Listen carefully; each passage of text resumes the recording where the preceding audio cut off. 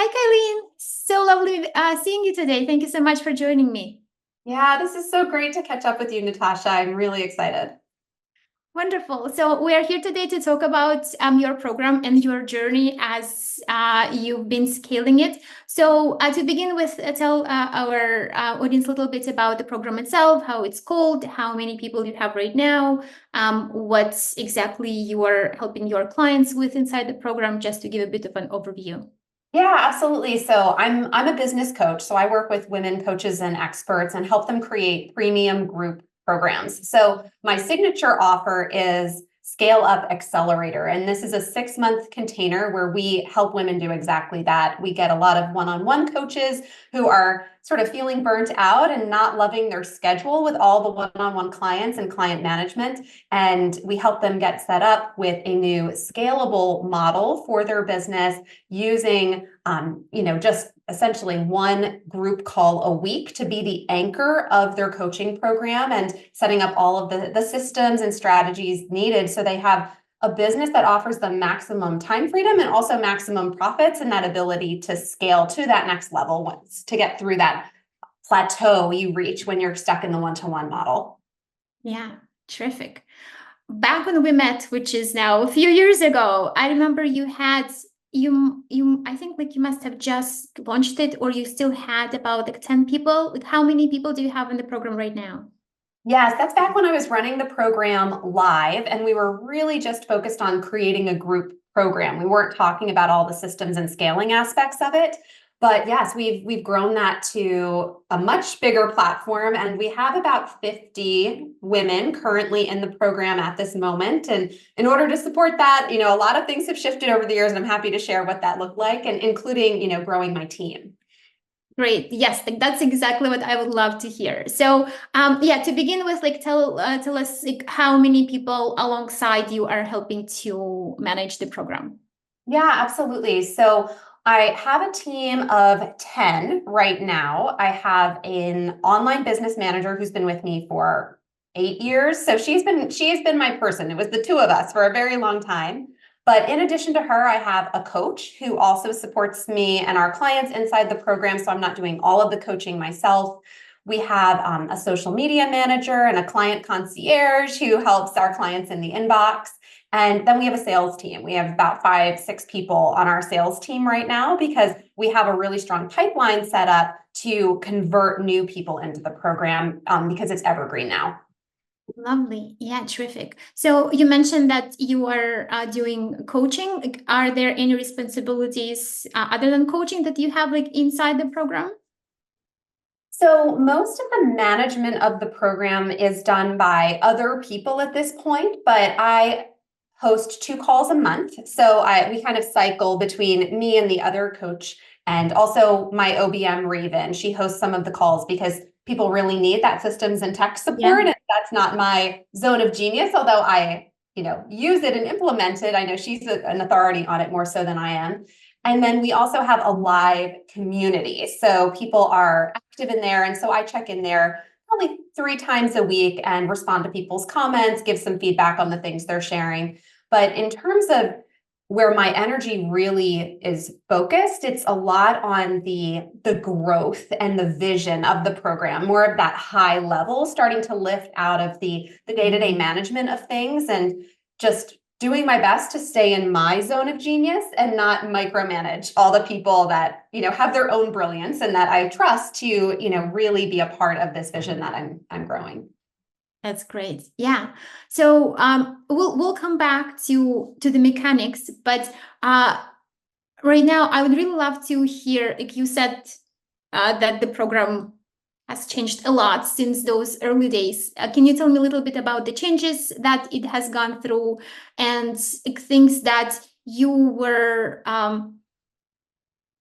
tweaking based on like what you were seeing and like adjusting things to match what you were looking for?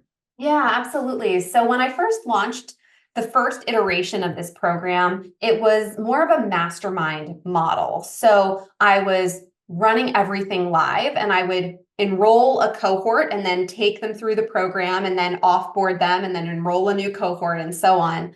And it was just me and Raven, who is now my online business manager, just the two of us managing all the things. I was doing all of the training, all of the coaching, all of the Q&A calls. I'd bring in some guest experts to, fill out the context of the program. And the cohorts were anywhere from maybe 8 to 12 people. Like, these weren't huge groups. And what I realized was, as much as I loved that, and I love having intimate space with my clients, and we find ways to facilitate that even now, because I do think there is so much in those quality, smaller connections. But the vision I had was really to reach more people and to help more amazing women get their work out into the world, to, bring their brilliance in a way that didn't deplete them in the process, which I found one-on-one coaching did that for me. And so as I sort of navigated this path into having a group program, I'm like, this is an amazing model. I want to teach it to more women. And so that vision meant thinking about how to make this program more scalable. And so some of the shifts that we made is we turned the core content of the program that I was teaching live again and again and again into sort of a like a pre-recorded course that they get immediate access to and they can move through at their own pace. People can join us at any point in time. In order to, incentivize, we do run certain promotions or we have bonuses from time to time, but we're not relying on like 2 launches a year to really fund the business and, generate the revenue we need. And one of the biggest changes for our members is that because they're joining at different times, they're moving through the program at their own pace.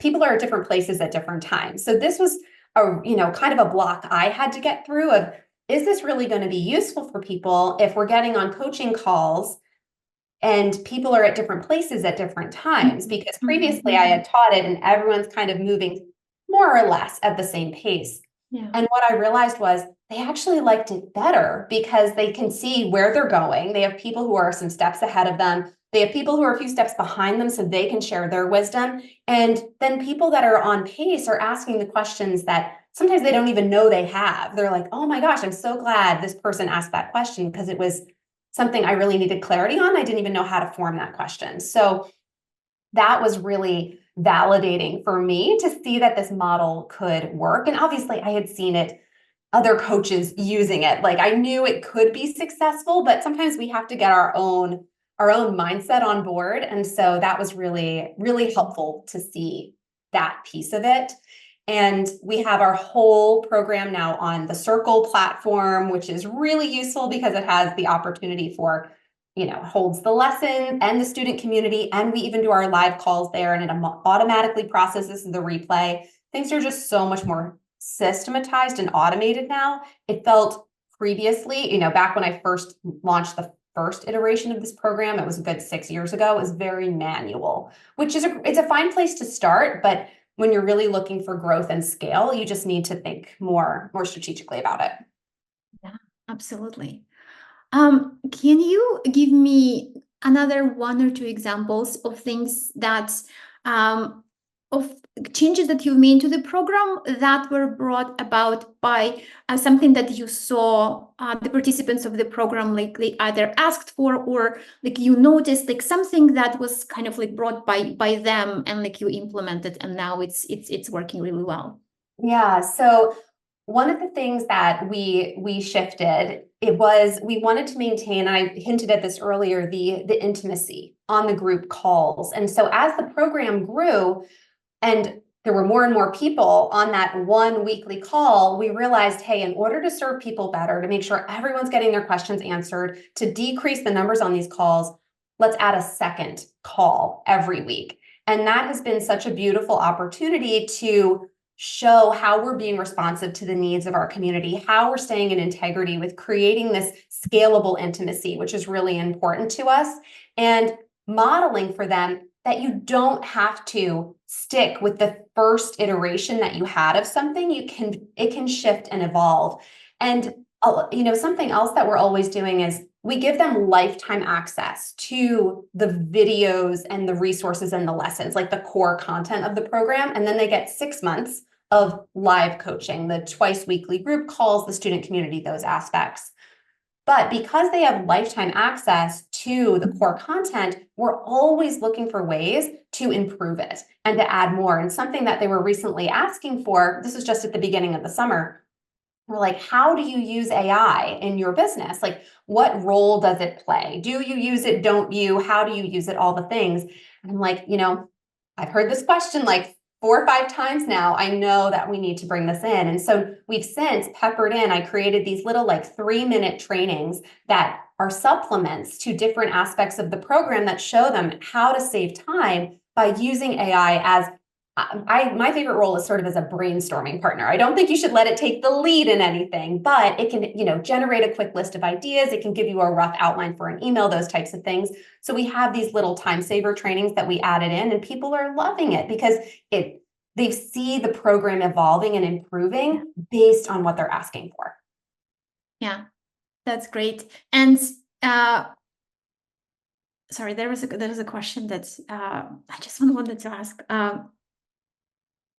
In terms of like listening for what the students and participants want, like what are the different ways that you're listening? You mentioned community, like how do you, and like it's very connected to, again, you mentioned about like scaling intimacy. Like how do you maintain this like, close relationship to your students like while the program is growing?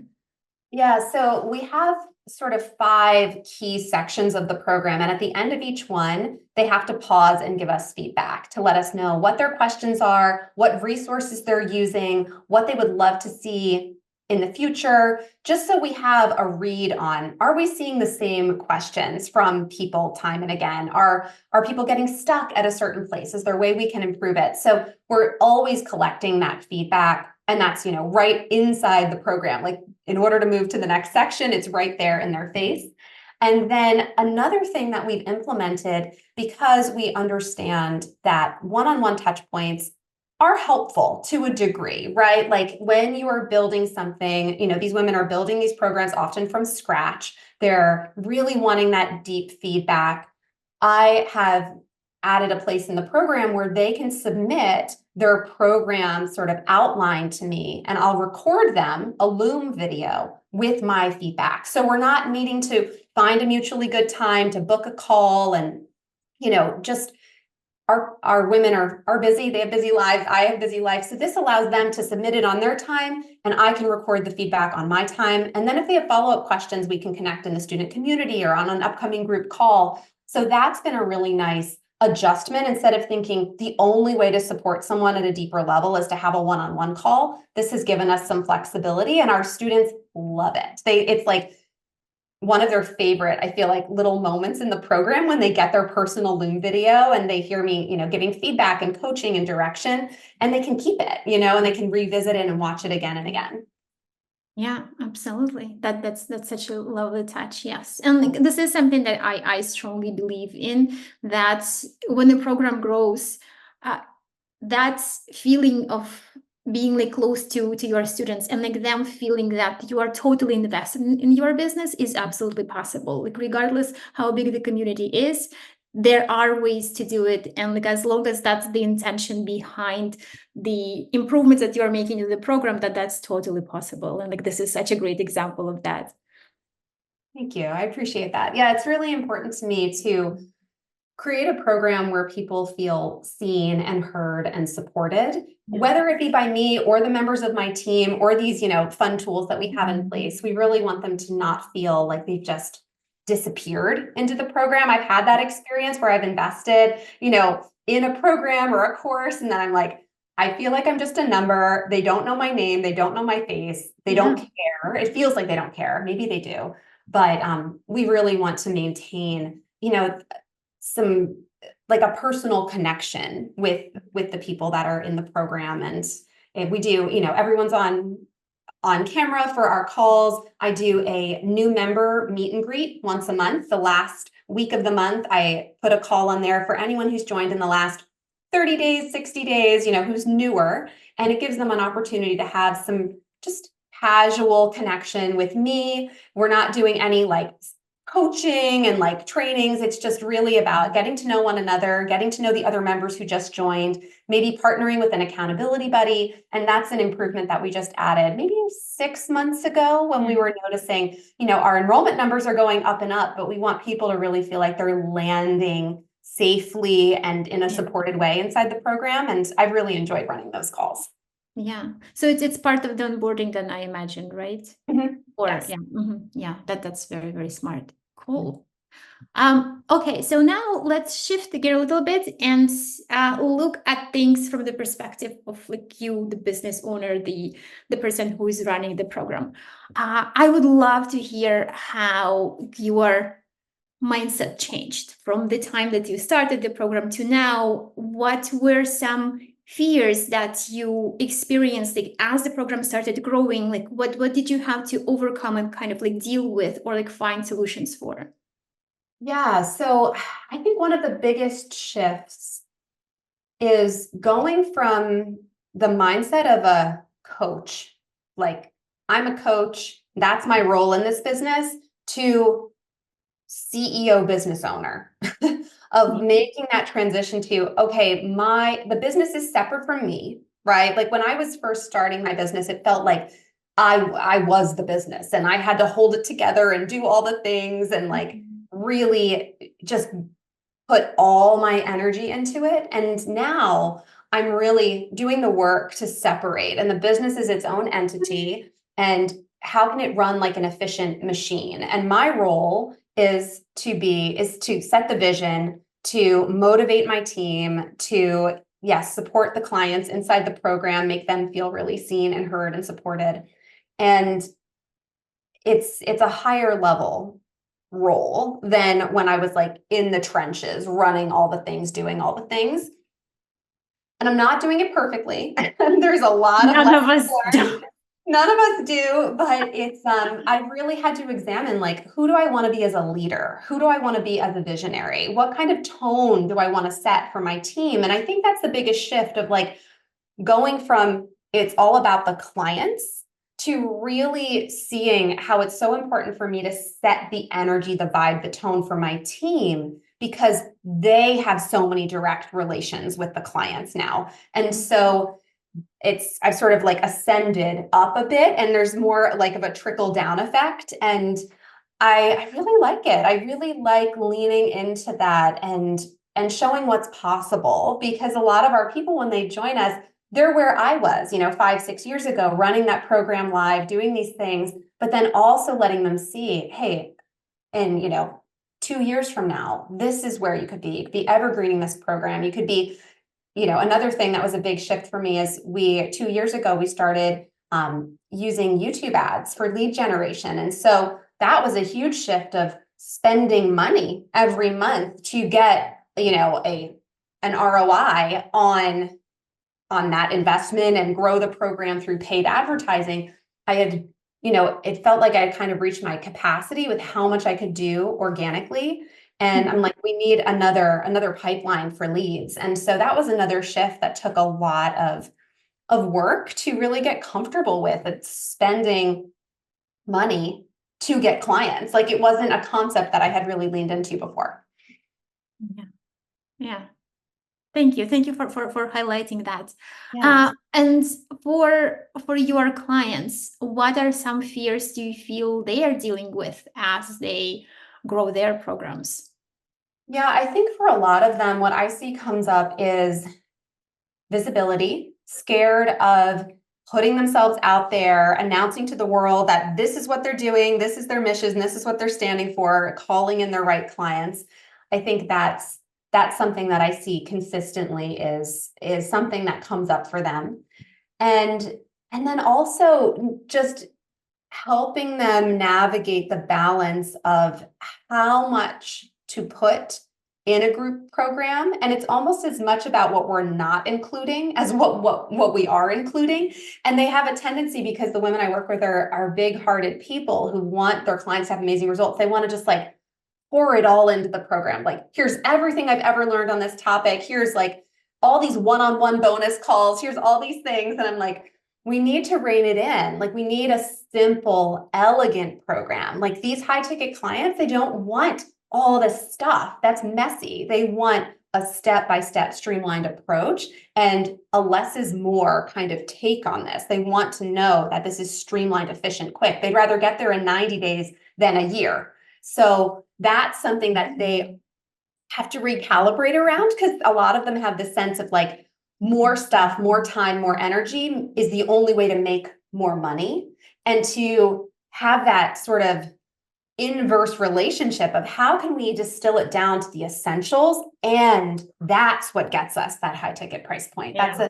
That's a growth. That's the true mastery, simplifying it to the point where it still makes sense and delivers the result, yet is stripped of all this extra stuff. Absolutely. Can you give us an example of like something that you realized that like you were doing and like either had to scale back or kind of just like, okay, like, this is like not the way to go, like we need to do it otherwise, like something that you had to like switch or change because it was not working? Yes, I have a great example of this. So we started running these YouTube ads and they were working. They were getting calls booked onto the calendar. The calls were converting at a really high rate, but I was the salesperson. I was taking all the calls.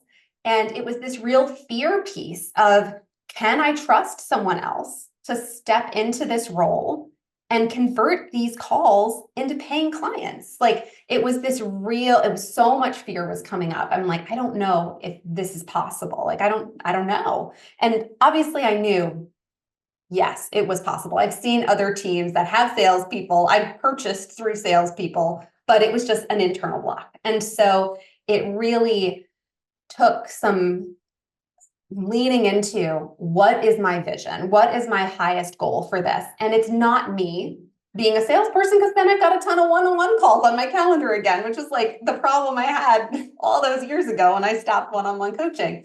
And so I gently pulled off the Band-Aid by bringing on a salesperson, and we kind of split the calls 50-50. And then I slowly like lifted out as we, got more and more people. And now, as I said, we have 5 sales people. And then right now she's a temporary like sales lead who's kind of making sure everyone's trained up, and she kind of comes and goes and consults for us. So it's, that was a big shift that I realized, like, the scale isn't going to be there if I keep doing this. I don't really like doing it. It's not my favorite way of spending my time.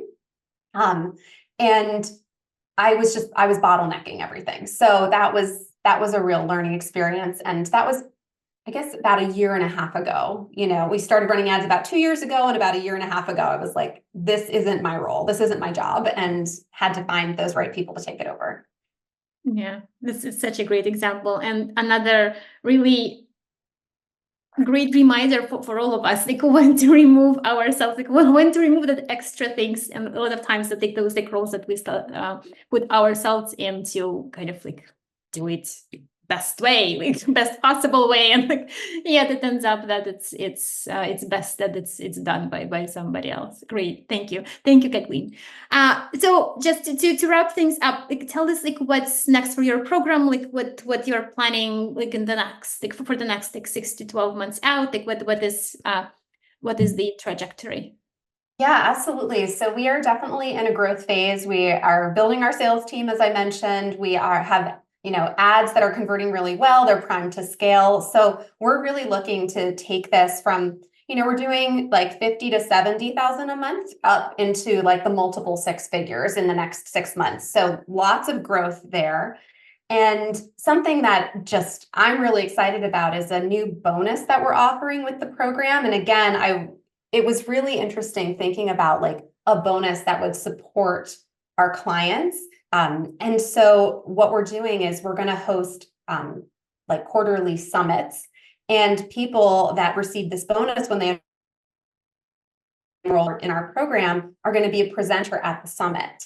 And so this is just a really cool visibility opportunity for our clients. And previously the bonus was being a guest on my podcast. And I'm like, okay, how can we scale this? Like, how can we scale the bonus instead of just having these, one-off people drop into my podcast calendar? how can we scale the whole vision of what this bonus is about? And so our first one's coming up in a few weeks, like 6 weeks. And I'm really excited to give this to our clients, like give them this visibility opportunity to stand in that role of expert, to get their lead magnets out there and start pulling people onto their email list. As I said, one of their big things is about visibility, like either needing practice with it or not having enough of it. And this kind of allows them to hit both of those things. So that's an improvement we recently made, and we're really excited for the potential of it. I love it. I love it. Yes, like this visibility piece, like as you mentioned, it's so important, and it's win-win, like both for your clients and like you showcasing these amazing students and their success stories. So yes, that's brilliant, amazing. All right, Cailen, where can we find you? Like, how can we find more information about like you and your program? Yeah, absolutely. So a great place to connect with me is just over on my website. It's cailenascher.com. We have an amazing free training that talks all about the group program model called How to Make 100K a Year with one Zoom call a week. Or you can connect with me over on Instagram. That's my favorite social media platform to hang out on. And it's cailen.ascher over on Instagram. Terrific. So we'll provide all the links, and we'll link to these amazing resources that you mentioned. Thank you so much. Thank you. Like, this has been amazing, and like you've shared like so many great tips that I'm sure our audience will learn from and like take as notes to improve their group programs. Thank you so much. Thank you, Natasha.